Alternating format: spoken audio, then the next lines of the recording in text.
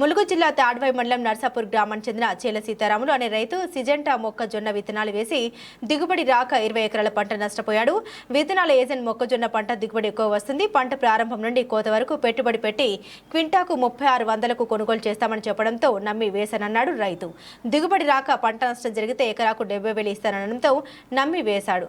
4 నెలలకు కోతకు వచ్చిన 5 నెలలు గడుస్తున్నా రాకపోగా ఏజెంట్ పట్టించుకోకపోవడంతో కోతకు వచ్చిన కంకిని రైతు విప్పి చూడగా అందులో గింజలేదు. నకిలీ విత్తనాలని తెలుసుకొని సంబంధిత అధికారులకు ఫిర్యాదు చేసినా న్యాయం జరగడం లేదని సీతారాములు కుటుంబ సభ్యులు ఆవేదన చెందుతున్నారు.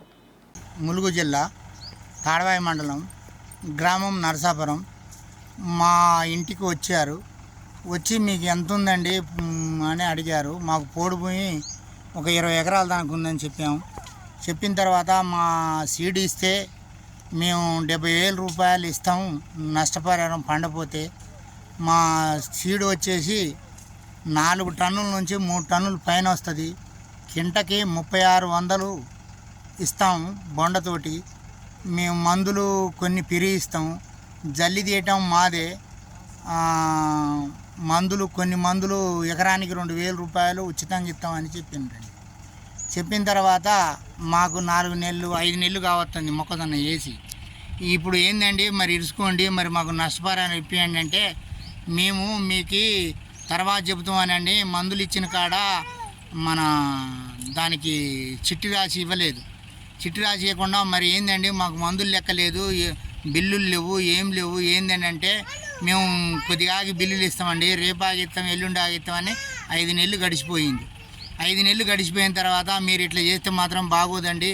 మేము ఇప్పుడు పాటలే 30 సంవత్సరాలు చేసినాం. మేము అందరికీ ఎరకే నష్టపరిహారం నష్టం జరిగిన చోట విప్లవం పుట్టుద్దని పదే చెప్పినామండి. చెప్పినా మాకు లెక్క చేయకుండా అట్నే చేస్తే ఒకరోజు నువ్వు లెక్క చేయకపోతే నువ్వు తన్నులకు దెబ్బలకు గురి అవుతామని చెప్తే వచ్చి అబద్ధాల లెక్కలు ఒక ఏరియా కట్టకి 350 చొప్పున, ఒక ఇది మన గులకలకి సంచికి 1000 రూపాయల చొప్పున లెక్కేసిండండి.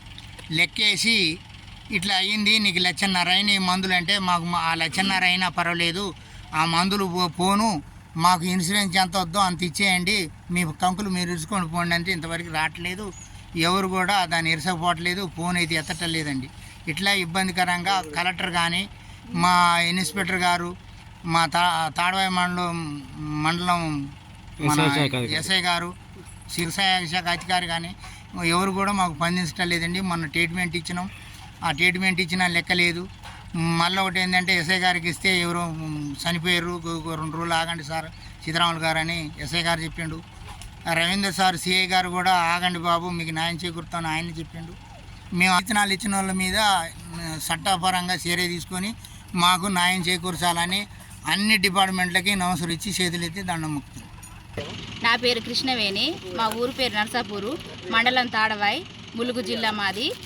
మేము ఎప్పుడైనా వ్యవసాయం చేసినప్పుడు మా నార్మల్ మొక్కజొన్న వేసేవాళ్ళం. మాకు గిట్టుబాటు ధర వచ్చేది, మాకు లాభం మిగిలేది. మాకు వేరే బాండ్ మొక్కజొన్న వాళ్ళు వచ్చి మీకు మొక్కజొన్న బాగా పండిద్దమ్మా ఈ సీడ్ పెడితే అని చెప్పారు. అది మాకు గిట్టుబాటు అసలు పంట కూడా చేతికి రాలేదు. మొక్కజొన్న చూస్తే ఇగో ఇలా ఉన్నాయి, గింజలు లేవు, ఏం లేవు. మేము మామూలు మొక్కజొన్న వేసినా మాకు రేటు వచ్చేది, ఇంత లాభం అనేది వచ్చేది.